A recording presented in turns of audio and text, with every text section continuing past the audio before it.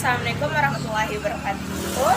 Saya Tasya Nanda Oktaviani dari kelas 5A. Di sini saya akan memaparkan jawaban midtest saya, yaitu mata kuliah English for Children. Jadi di sini ada 5 pertanyaan.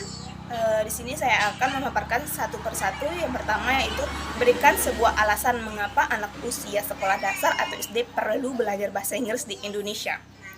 Jadi jawabannya yaitu pentingnya belajar bahasa Inggris bagi anak siswa SD dan SMP. Kenapa bahasa Inggris penting untuk dipelajari? Karena bahasa Inggris merupakan bahasa internasional yang artinya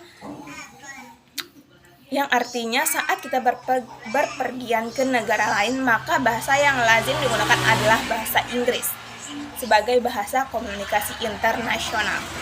Karena adalah hal yang mungkin tidak dipahami oleh warga negara lain.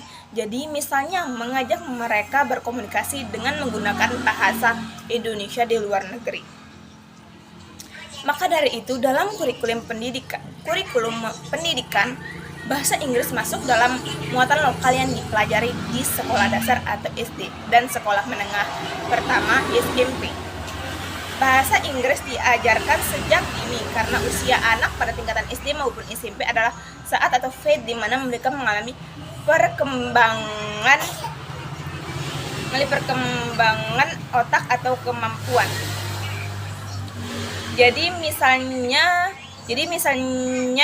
sejak anak-anak mereka sudah kenal dengan bahasa Inggris, maka selanjutnya pada tingkatan pendidikan yang lebih tinggi mereka menjadi tidak asing lagi dengan bahasa Inggris. Maka dari itu sebagai orang tua, Anda juga harus membantu proses belajar bahasa Inggris anak agar hal-hal positif yang bisa didapatkan anak bisa dimaksimalkan. Terus adapun soal kedua yaitu jelaskan isi dari teori kognitif oleh Jean Piaget. Teori perkembangan kognitif, jawabannya yaitu teori perkembangan kognitif Jean Piaget atau teori Piaget menunjukkan bahwa kecerdasan berubah seiring dengan pertumbuhan anak. Perkembangan kognitif seorang anak bukan hanya tentang memperoleh pengetahuan. Anak juga harus mengembangkan atau membangun mental.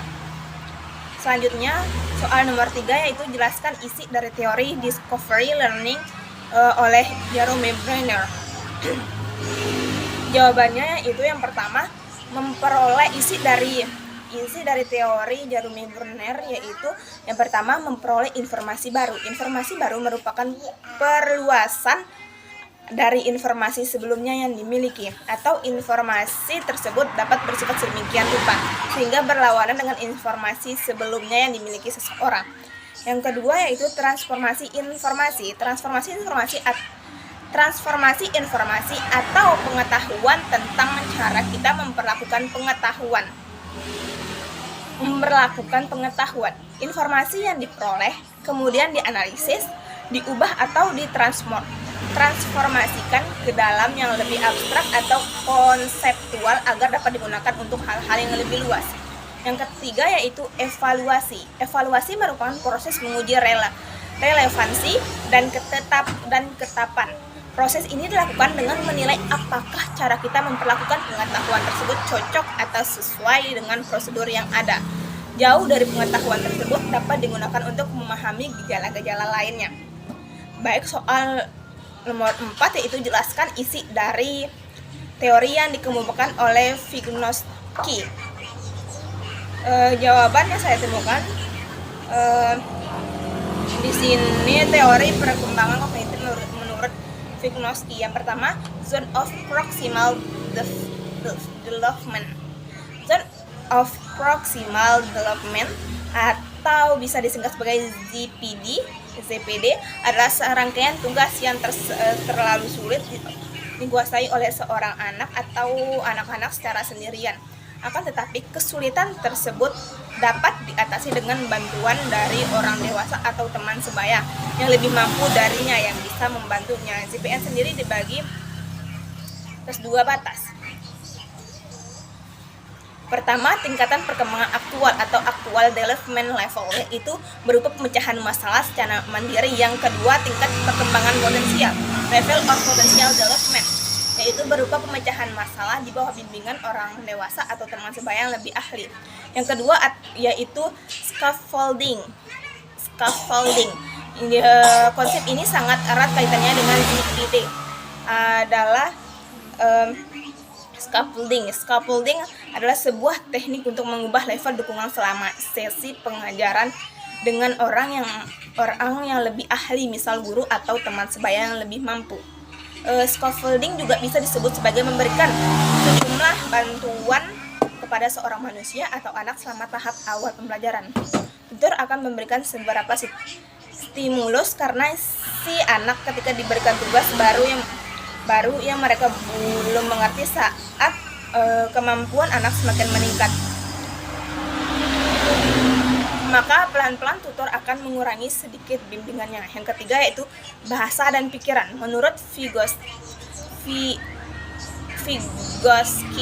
merupakan menggunakan bahasa untuk merencanakan, membimbing, dan memonitor perilaku mereka. Manusia menggunakan bahasa bukan hanya untuk mengkomunikasi sosial, tetapi juga untuk membantu mereka untuk menyelesaikan tugas. Konsep bahasa dan pikiran merupakan Vygotsky ada dua macam, yaitu private speak and inner speak. Private speak atau percakapan sendiri atau bergumam merupakan kebiasaan anak berbicara dengan keras dan pada dirinya sendiri tanpa bermaksud berbicara dengan orang lain, dan itu adalah hal yang normal terjadi ketika anak usia 3-5 tahun. Soal yang terakhir yaitu jika Anda diminta untuk mengajar topik tentang part of body, jelaskan metode dan langkah-langkah yang akan Anda lakukan dalam mengajar di dalam kelas. Jadi jawabannya di sini yang pertama yaitu tahap sensorimotor atau tahap sensoromotor mulai dari usia 18 sampai 24 bulan.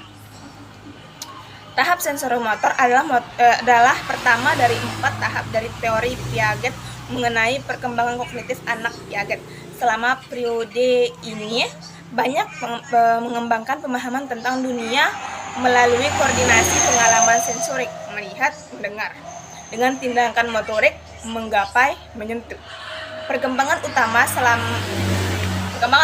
selama tahap sensorik adalah pemahaman bahwa ada objek dan peristiwa terjadi di dunia secara alami dan tindakannya sendiri.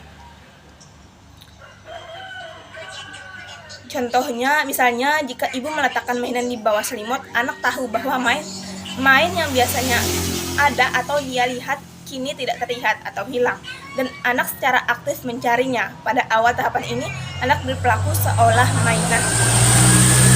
Yang kedua yaitu tahap praoperasional, mulai dari usia 2-7 tahun. Tahap ini dimulai sekitar 2 tahun dan berlangsung hingga kira-kira 7 tahun. Selama periode ini anak berpikir pada tingkat simbolik tapi belum menggunakan operasi kognitif. Artinya, anak tidak bisa menggunakan logika atau mengubah, menggabungkan atau memisahkan ide atau pikiran. Perkembangan anak terdiri dari membangun pengalaman tentang dunia melalui adaptasi dan bekerja menuju tahap atau konkret. Ketika ia bisa menggunakan pemikiran logis, selama akhir tahap ini anak secara mental bisa memperhatikan peristiwa dan objek.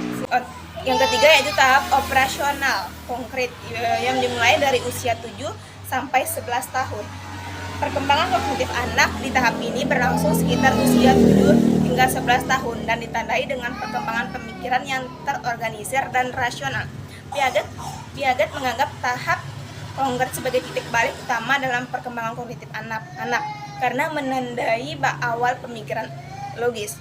Pada tahap ini, si kecil cukup dewasa untuk menggunakan pemikiran logis, tapi hanya bisa menerapkan logika pada objek fisik. Anak mulai menunjukkan kemampuan konservasi, yaitu jumlah, luas, volume, dan orientasi. Meskipun anak bisa memecahkan masalah dengan cara logis, mereka belum bisa berpikir. Yang keempat yaitu tahap operasional form, yaitu mulai dari usia 12 tahun ke atas. Perkembangan kognitif anak menurut tahap terakhir menurut Piaget dimulai sekitar usia 12 tahun dan berlangsung hingga dewasa. Saat remaja memasuki tahap ini, mereka memperoleh kemampuan untuk berpikir secara abstrak dengan memanipulasi ide di kepalanya tanpa ketergantungan pada manipulasi konkret. Seorang remaja bisa melakukan perhitungan matematis, berpikir kreatif, menggunakan penerapan abstrak, dan membayangkan hasil dan tindakan tertentu. Jadi sekian dari saya. Apabila salah kata mohon dimaafkan. Waalaikumsalam warahmatullahi wabarakatuh.